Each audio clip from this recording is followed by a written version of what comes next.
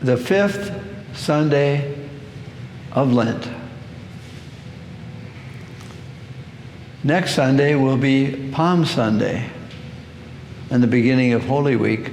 So the readings today prepare us, prepare our prayer, prepare the church for the reception of what Holy Week will be. The first reading is a comfort. Jeremiah is saying,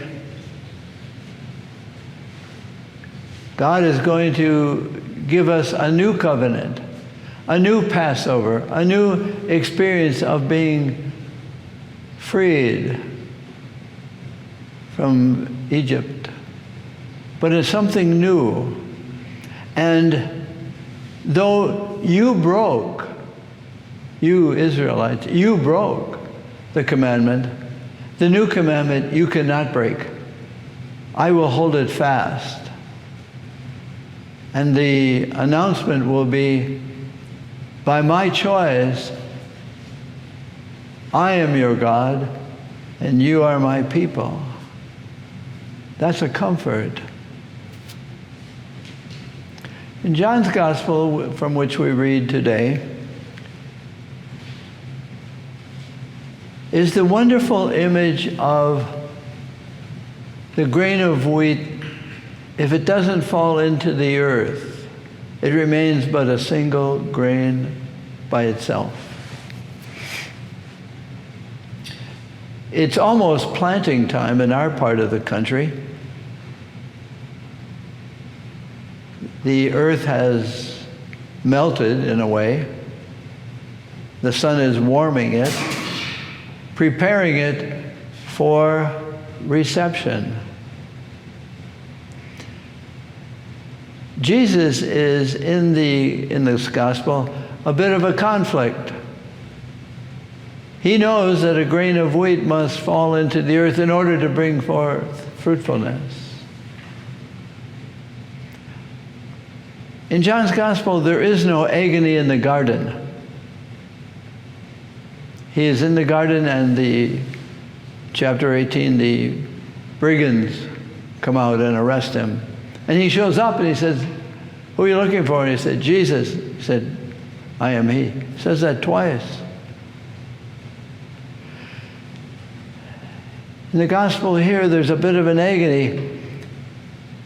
He knows that he is the wheat that must fall into the earth. But he says, what should I say to my Father? I don't want to do it. I don't want to be who I am.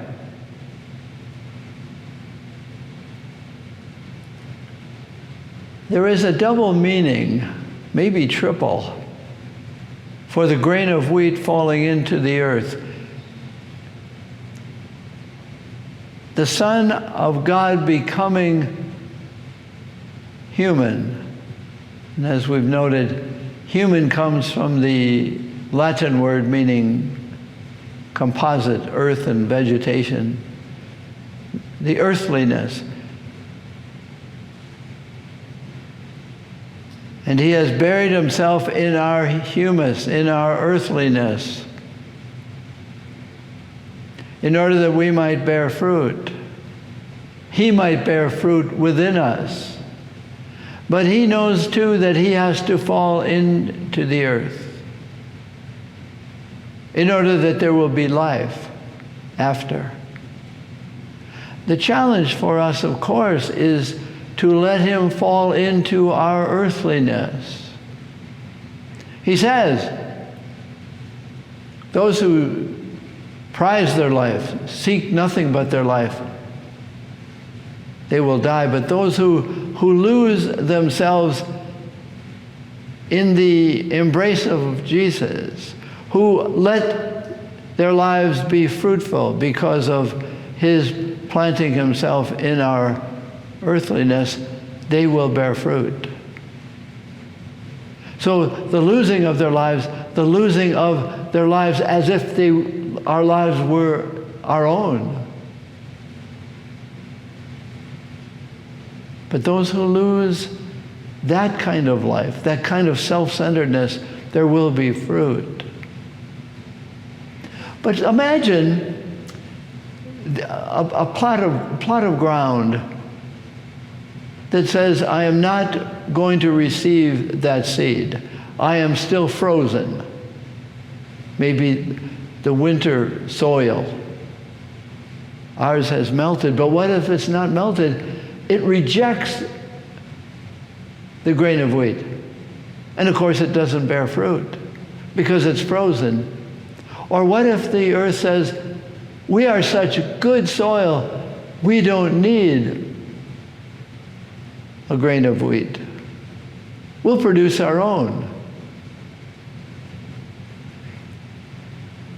And then we're back to another word that comes from humus, and that is humble and honest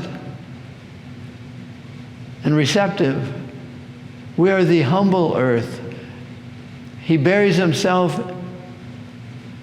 in becoming human with a humility that accepts his humanity. And he will bury himself in having the cross buried into the earth. And that's the glory. And the word glory is mentioned. What is the glory of God? It's the love of God revealed in Jesus. And I have glorified you, and I will glorify you. That comes up a lot in John 17 if you want to read that, which I highly recommend. It takes humility then to be surprised. It really does. It takes humility to be receptive, like good soil. By itself, the soil cannot produce. It needs roots and seeds.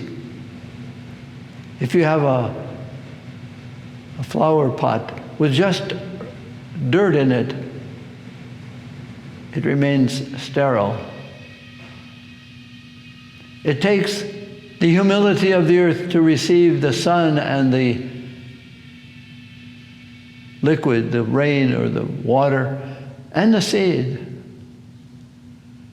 So Jesus is the seed that by humbling himself to become of the earth, he frees us from the slavery to be bound to the earth, our own Egypts, our own resistances, to think we can do it by ourselves.